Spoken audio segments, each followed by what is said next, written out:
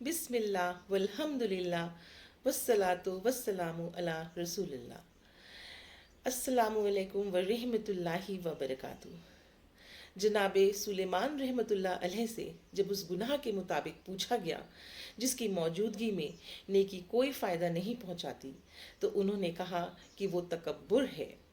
تو آئیں آج کی اس ویڈیو میں ایک ایسی داستان کو سنتے ہیں جس کا انجام بہت ہی عبرتناک رہا۔ یہ کہانی ہے ٹائٹینک کی۔ یہ وہ جہاز تھا جسے سمندر کا بادشاہ کہا جاتا تھا۔ یہ جہاز وائلڈ اسٹار لائن کی ملکیت تھا۔ 31 مئی 1911 کو جب یہ جہاز پورا بن کر تیار ہوا تو تقریباً 1 لاکھ سے زیادہ لوگ اسے دیکھنے کے لیے آئے۔ اس جہاز میں سوئمنگ پول، لائبریری، جم اور عیش و آرام کی لگژری کی تمام چیزیں موجود تھیں۔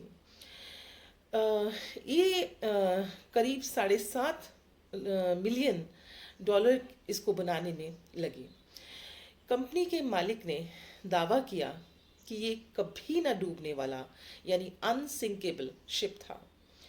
ریو ڈی جینیرو کی فیڈرل یونیورسٹی میں department of naval and ocean engineering کے پروفیسر پنہو الہو نے بتایا کہ انجینئرنگ کے لحاظ سے یعنی اگر ڈیزائن کے بیس پر دیکھا جائے تو یہ پہلا وکست جہاز تھا۔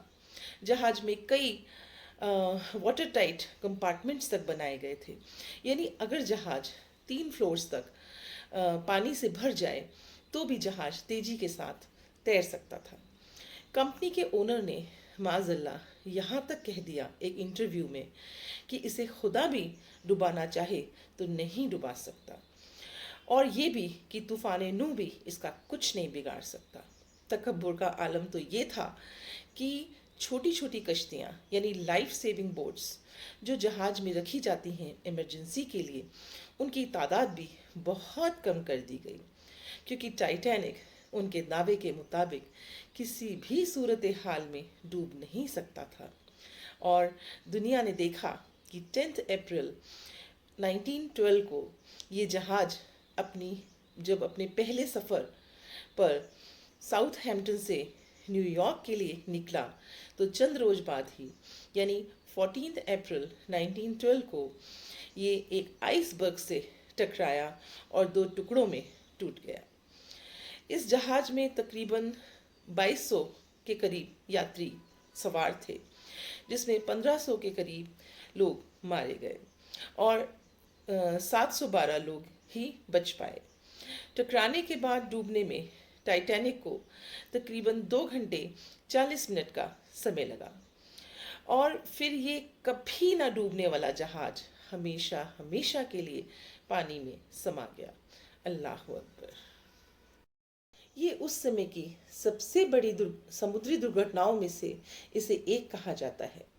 جب یہ جہاز روانہ ہوا تو سارے پیسنجرز بہت خوش تھے۔ وہ نہیں جانتے تھے کہ آگے فیوچر میں کیا ہونے والا ہے۔ 14 اپریل کو ٹائٹینک اٹلانٹک اوشن کے اس حصے میں جا پہنچا جہاں ٹیمپریچر مائنس میں تھا۔ اس شدید ٹھنڈی رات میں بھی وائرلیس کے ذریعے آئس برگ کے بارے میں تقریباً 6 بار وارننگز دی گئی، لیکن آپریٹر نے اسے اگنور کر دیا۔ اللہ اکبر۔ جہاز کے کیپٹن اسمتھ کو جب یہ انفارمیشن ملی تو شپ آئس برگ کے بہت قریب جا چکا تھا، یعنی رات کے وقت تقریباً 11:40 پر ایک شخص کو کچھ نظر آیا اور اس کا یہ شک حقیقت میں تبدیل ہو گیا۔ کیپٹن اسمتھ نے اپنی پوری کوشش کی کہ جہاز کے رخ کو یعنی ڈائریکشن کو تبدیل کر دیا جائے، لیکن تیز رفتار ہونے کی وجہ سے وہ اپنی اس کوشش میں ناکام رہا، کیونکہ اب ٹائٹینک اور آئس برگ کے بیچ جو ڈسٹنس تھا، فاصلہ تھا، وہ بہت کم رہ گیا تھا۔ ٹائٹینک آئس برگ سے ٹکرایا اور اس زوردار ٹکر میں لگ بھگ 300 فٹ کا ایک سوراخ ہو گیا۔ اللہ اکبر۔ امیجن کریں، تصور کریں کہ کیا حال ہوگا۔ کیپٹن اسمتھ نے ریڈیو کے ذریعے دوسرے شپس کو میسیجز بھیجے کہ ٹائٹینک ڈوب رہا ہے، ہیلپ ہیلپ، لیکن اللہ کی مرضی کی ریڈیو آف ہونے اور آپریٹر کے سونے کی وجہ سے یہ میسیجز ان کو بر وقت نہیں مل سکا۔ اس دردناک، خطرناک اور نصیحت آمیز واقعے میں کئی لوگوں کی جانیں گئیں، جس میں زیادہ تر عورتیں اور بچے شامل تھے۔ یہاں تک کہتے ہیں کہ جان پہچان کی وجہ سے کچھ کافی سارے لوگ بنا ٹکٹس کے بھی اس میں سوار تھے، جس کا کوئی ریکارڈ نہیں مل سکا۔ بچنے والوں میں کمپنی کا مالک ایک لائف بوٹ میں بیٹھ کر وہاں سے بھاگ نکلا۔ جی ہاں، یہ وہی شخص تھا جس نے اللہ رب العزت کی پاور کو چیلنج کیا تھا۔ اپنی اسی سیلفشنس کی وجہ سے ٹائٹینک کا اسے بزدل ترین شخص کہا گیا۔ جب تک زندہ رہا تب تک لوگ اس سے نفرت کرتے رہے، اور اکتوبر 1937 میں اس کی بہت عبرتناک موت ہوئی۔ جبکہ دوسری جانب جہاز کا پائلٹ ایڈورڈ جان اسمتھ تھا، جو خود کی جان کی پرواہ نہ کر کے انسانیت پر احسان کر گیا۔ 15 اپریل 1912 کو 2:20 پر سمندر کا یہ بادشاہ ٹائٹینک اٹلانٹک مہاساگر میں سما چکا تھا۔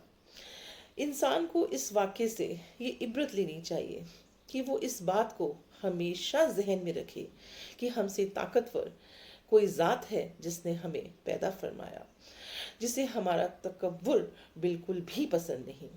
اللہ اکبر۔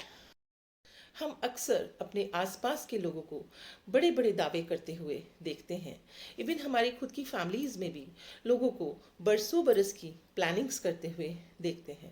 ہمیں یہ بات ہمیشہ یاد رکھنی چاہیے کہ انسان کی اوقات کچھ بھی نہیں، we are just a handful of dust. اور اللہ تعالیٰ is the best of all planners. ہم کتنا بھی زور لگا لیں، ہونا وہی ہے جو اللہ تعالیٰ کی ذات کو منظور ہے۔ اس کا مطلب یہ قطعی نہیں ہے کہ دنیا میں جو بھی کچھ غلط سلط ہو رہا ہے وہ اللہ کی رضا سے ہو رہا ہے، جبکہ اللہ تعالیٰ نے تو ہم انسانوں کو فری ول دی ہے اور ایک مقرر وقت تک کے لیے ڈھیل دی ہے۔ اب یہ ہمارے خود کے ہاتھ میں ہے کہ ہم صحیح کو چنتے ہیں کہ غلط کو، کیونکہ یوم جزا کا مالک تو اللہ ہی ہے۔ تو آئیے میرے ساتھ اپنے کریم رب کی بارگاہ میں دونوں ہاتھ اٹھا کر اللہ تعالیٰ سے دعا کرتے ہیں کہ وہ ہمیں صحیح راہ پر یعنی صراط المستقیم پر قائم رکھے، اور ہم اپنے لوگوں کے لیے، اوروں کے لیے آسانیاں تقسیم کر سکیں، اور اپنی زندگی کو اس طرح سے شکر کے ساتھ، عاجزی کے ساتھ گزاریں کہ دوسروں کے لیے فائدے کا سبب بن سکیں۔ یاد رکھیں کہ اللہ کے رسول صلی اللہ تعالیٰ علیہ وآلہ وسلم کا ارشاد ہے کہ وہ شخص جنت میں کبھی نہیں جائے گا جس کے دل میں ذرہ برابر بھی تکبر ہوگا۔ تو آج کی میری ویڈیو اگر آپ کو پسند آئی ہو تو پلیز اسے لائک، کامنٹ اور شیئر کرنا بالکل بھی نہ بھولیں، اور پلیز ریکمینڈ کریں کہ میرے چینل راہ جنت کو سبسکرائب کریں۔ السلام علیکم ورحمۃ اللہ وبرکاتہ۔